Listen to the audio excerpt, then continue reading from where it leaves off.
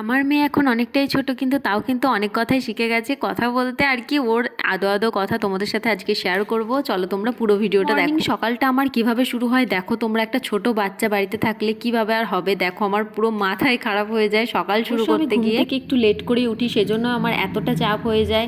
কারণ আমার ঘুমোতেও অনেকটা লেট হয়, কারণ আমার মেয়ে খুব তাড়াতাড়ি ঘুমোতে চায় না। তো এদিকে দেখো আমি উঠে উঠেই কিন্তু আগে ভাতটা চাপিয়ে দিই, আর যা যা রান্না করব সেগুলো আগে চাপিয়ে দিই।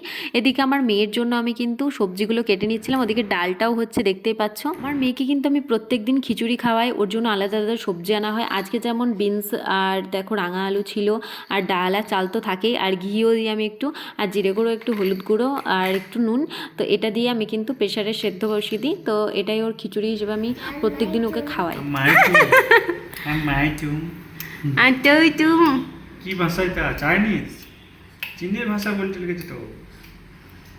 তাই তুম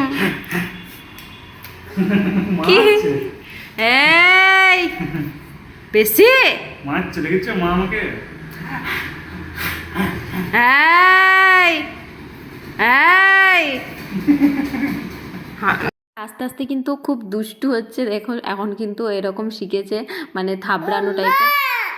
আর কালকে আছে বড়দিন, তো সেজন্য কিন্তু আমরা কেক খাবো। তো সেজন্য দেখো আমার বর 4টে কেক নিয়ে এসেছে, আরও 2টো নিয়ে এসেছিলো, সে দুটো কিন্তু আমরা খেয়ে নিয়েছি।